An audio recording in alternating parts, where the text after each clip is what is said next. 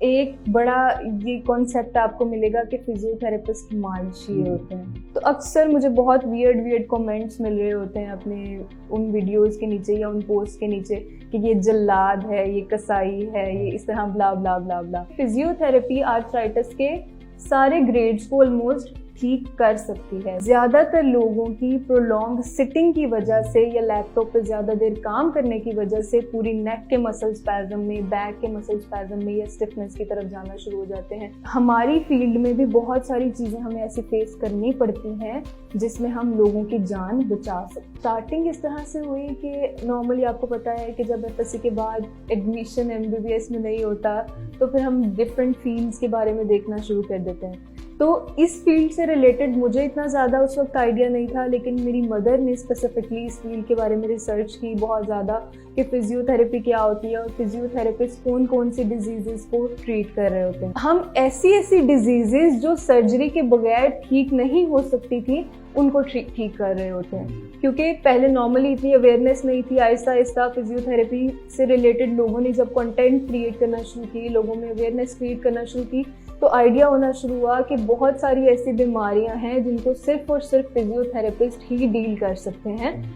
MBBS doctors या दूसरे doctors deal नहीं करते। कायरोप्रैक्टर बेसिकली एक फिजियोथेरेपी की ही एक डोमेन कह लें इसको, जिसमें हम कायरोप्रैक्टिक एडजस्टमेंट्स या मैनिपुलेशंस बेसिकली कर रहे होते हैं, बोन सेटिंग कर रहे होते हैं। मेडिकल ट्रीटमेंट इस तरह से होता है कि हम बेसिकली बॉडी की अपनी हीलिंग को प्रमोट कर रहे होते हैं।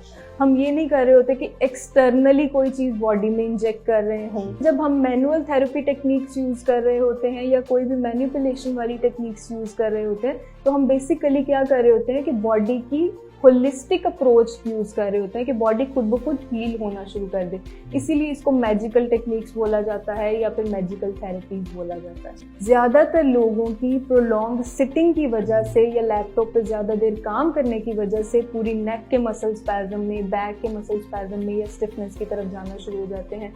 लाइफ में कम से कम डेली एक्टिविटीज के दौरान में कोशिश करें कि वॉक को 40 मिनट्स डेली किया करें, लाजमी वॉक करें। ट्राई करें कि जब भी नीचे से वेट उठाएं या झुकें तो आपकी स्पाइन स्ट्रेट होनी चाहिए, नीज बेंड होने चाहिए। जब इसी तरह जिम में भी कोई वेट लिफ्टिंग कर रहे हैं तब भी इस चीज़ का खास ख्याल रखा करें। Diet is very much important, क्योंकि हमारी बॉडी के अंदर अगर कोई इंजरी होती है तो उसके हीलिंग के लिए हमें बहुत बेहतरीन डाइट की ज़रूरत होती है। नॉर्मली जब मैं किसी पेशेंट की मैनिपुलेशन कर रही होती हूँ, शायद आपने किसी वीडियो में देखा हो कि मैं जब मैनिपुलेट कर रही हूँ नेक को तो फिर एक आवाज़ आ रही होती है, पॉपिंग या क्रैकिंग साउंड आ रही होती हैं। तो अक्सर मुझे बहुत वियर्ड कमेंट्स मिल रहे होते हैं अपने उन वीडियोस के नीचे या उन पोस्ट के नीचे कि ये जल्लाद है, ये कसाई है, ये इस तरह ब्ला ब्ला ब्ला ब्ला।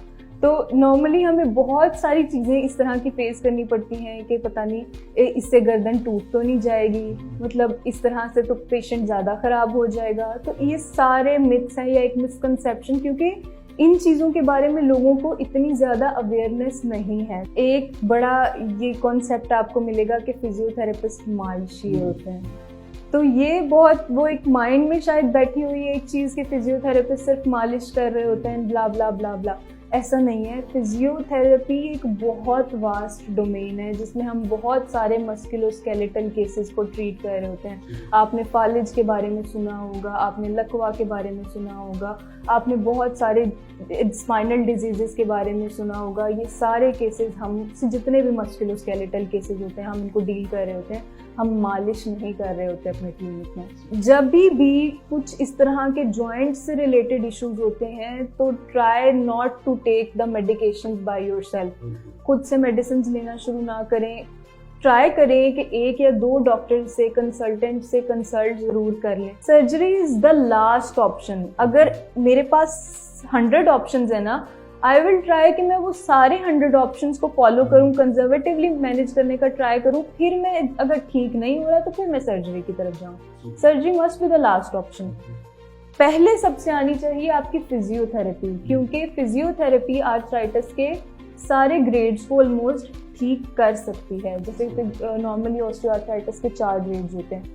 3rd और 4th में कह देते होते हैं कि सर्जरी रिकमेंडेड है, लेकिन मैंने 4th ग्रेड के पेशेंट्स को भी ट्रीट किया हुआ है। तो इस तरह बिल्कुल भी नहीं। Cases of there are thousands of cases जिसके बारे में मैं डिस्कस यहाँ पे बैठ के कर सकती हूँ। हमारी फील्ड में भी बहुत सारी चीज़ें हमें ऐसे फेस करनी पड़ती हैं जिसमें हम लोगों की जान बचा सकते हैं। फिजियोथेरेपी एक बहुत आसान फील्ड नहीं है, हर कोई इसको ऑप्ट नहीं कर सकता। अगर तो आप इस फील्ड में आना चाहते हैं तो you must be so much determined, आपको हार्ड वर्क करने की बहुत ज़्यादा ज़रूरत पड़ेगी। तो अगर आपके पास वो पैशन है कि आप एक फिजियोथेरेपिस्ट बनना चाहते हैं, आप लोगों की हेल्प करना चाहते हैं, तब आएँ, अदरवाइज आप ना आएँ। जी डॉक्टर मेहरीन, एक पेशेंट हमारे साथ मौजूद हैं, क्या इशू है इनका?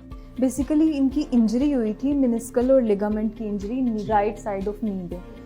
कुछ नंबर ऑफ सेशंस हुए इनके मेरे साथ, अब माशाल्लाह काफ़ी बेहतर कर रहे हैं। इनिशियली जब ये आए थे तो ये प्रॉपर्ली वॉक नहीं कर पा रहे थे। अच्छा। अब ये प्रॉपर वॉक भी कर पा रहे हैं और अपनी एक्टिविटीज ऑफ डेली लिविंग और भी आपने परफॉर्म इनके कर लिए पा रहे हैं। जो तरीका इलाज है वो क्या रिकमेंड किया? मतलब इनकी बहुत मल्टीपल टाइप ऑफ एक्सरसाइजेज, पूरे घुटने की एक्सरसाइजेज हम करवाते कर रहे हैं। सर स्ट्रेट करना है अपने घुटने को, रिलैक्स, किक करें। इनिशियली जब ये आए थे तो ये इस तरह से प्रॉपर्ली एक्सरसाइजेज भी परफॉर्म नहीं कर पा रहे थे। अच्छा। बेंड करें लेग को, इनके घुटने की सारी स्ट्रेंथ ट्रेनिंग हमने करवाई, मोबिलाइजेशंस ऐड की, मैनिपुलेशंस ऐड की। उसके बाद हम माशाल्लाह ये काफ़ी बेहतर फील कर। सो एक पेशेंट जो है वो हमारे साथ मौजूद हैं और सेशन उनका हो गया है। कुछ उनसे जानते हैं कि वो कैसा महसूस कर रहे हैं और कितने अरसे से वो यहाँ पर आ रहे हैं। अस्सलाम वालेकुम जी, कैसे हैं आप? वालेकुम सलाम जी, ठीक ठाक। अच्छा, मुझे बताइए कि आपको लेग इंजरी का इशू था जी, तो कितने सेशंस आपने लिए डॉक्टर मेहरीन के पास? मैंने तकरीबन 1 से 1.5 वीक जो है वो सेशंस लिए थे। कोई 2 माह पहले मेरी लेग इंजरी हुई थी क्रिकेट खेलते हुए। अच्छा। ट्विस्ट कर गया था, उसमें मेनिस्कल टियर था, स्मॉल मेनिस्कल टियर था और ग्रेड 1 की इंजरी थी, MCL और ACL की। मैंने देखा भी है कि जब ये खुद चल के आए हैं, कह रहे थे कि 2 महीने पहले तक बिल्कुल हिलने जुलने के काबिल नहीं थे, लेकिन अब 2 महीने बाद ये सेशन की वजह से तकरीबन 1 माह 1.5 माह सेशन लिया। अभी मैं फिर चला गया था अपनी जॉब के ऊपर। अच्छा। तो वो आउट ऑफ सिटी होती है, तो इसलिए मैं फिर बाकी यहाँ पे जारी नहीं कर रख सका। जो मुझे घर पे जो मुझे एक्सरसाइजेज बताई थी वो मैंने कैरी ऑन की हैं और अल्हम्दुलिल्लाह उससे बड़ी जो है इम्प्रूवमेंट हुई है मेरी और फर्दर मैं उनको जारी रख रहा हूँ ज़बरदस्ती। और हम आपके लिए दुआगो भी हैं। और वही बात है कि ये चीज़ें जो हैं वो एक तो कॉन्टिन्यूस प्रोसेस के साथ होती हैं और साथ ही साथ वही बात है कि किसी एक्सपर्ट का इसमें शामिल होना बहुत ज़रूरी है। इसलिए हम रिकमेंड करते हैं कि जब भी कोई ऐसा इशू हो तो आप किसी रेलेवेंट डॉक्टर से ही रब्ता करें।